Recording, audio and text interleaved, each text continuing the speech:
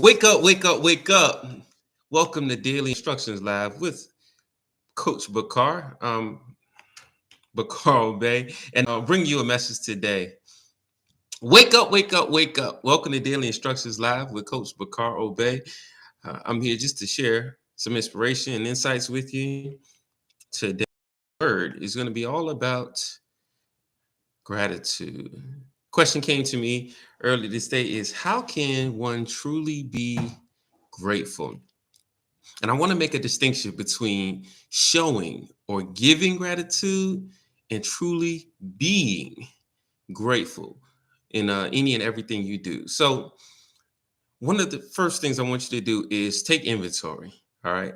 Take inventory of all of the things that existed currently in your life that you did not personally have a hand in creating, building, moving, making happen. You can look around, you can see flowers in the vase, table that you may be sitting at, the work desk, the job that you're at. Just take inventory of all of the things that you did not create. And now imagine what would your life be like if those things that you didn't create didn't exist.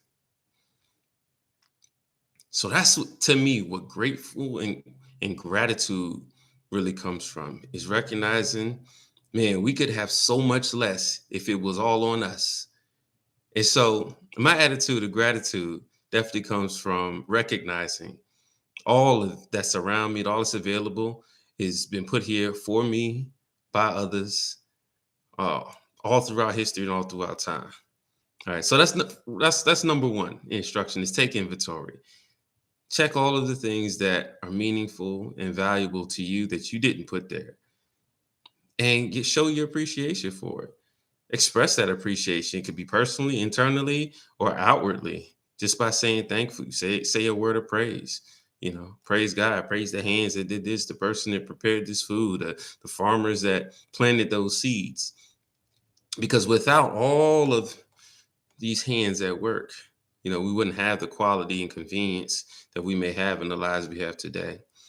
So, second thing is after you take an inventory and recognize, man, there's so much that your life is filled with that you didn't have to put there, then it really comes to taking a step into understanding that even when things aren't going the way you pictured or you imagine, that there's opportunities and benefits in every experience. There's something that you can learn or grow from. And so being grateful to me is all about learning. It's about growth. It's about appreciation, but really doing the inner work to find the benefit in everything that you experience in your life.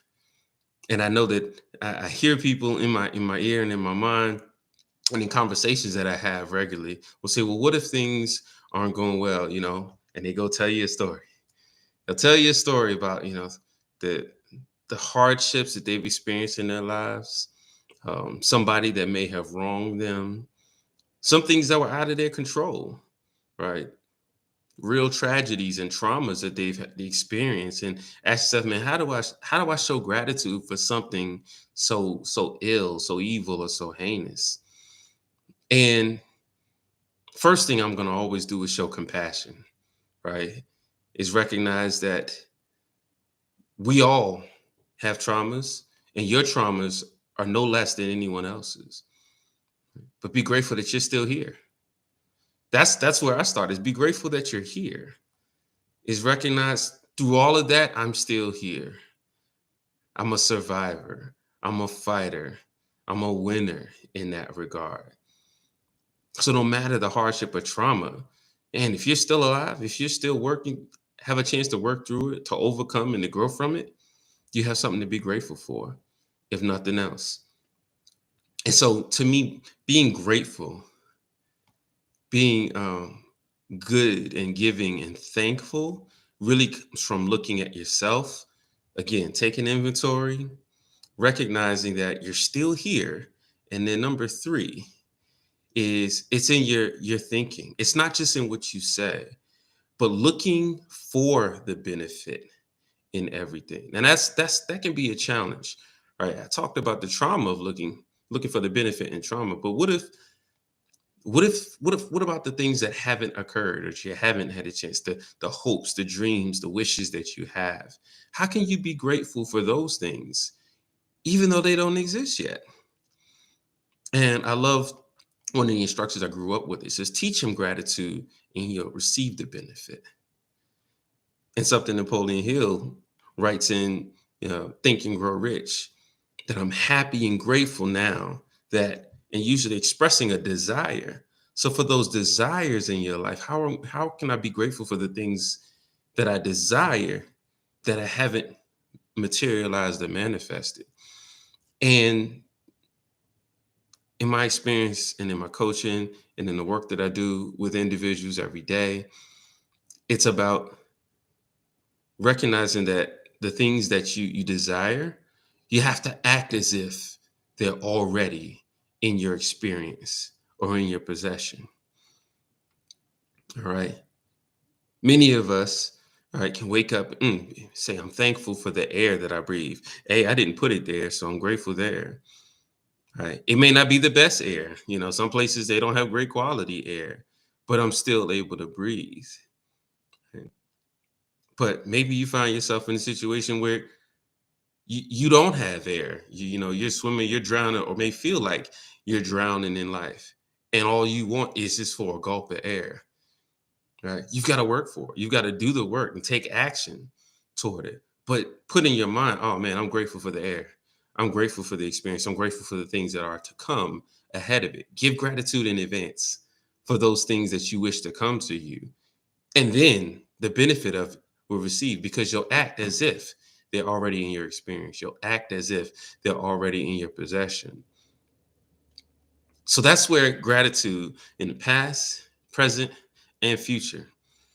Right? If you create 360 degrees of gratitude around yourself, you could truly be and become a person who's grateful for everything. Grateful for yourself, grateful for the things and people around you, grateful for the experiences of the past, the challenges of the present, and the triumphs of the future. So that's our word. That's our daily instruction. Again, I'm Coach Bay.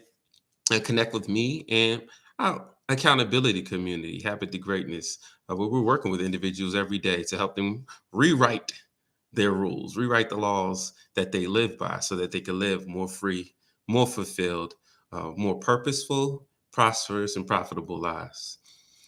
Thank you, and I'll see you tomorrow.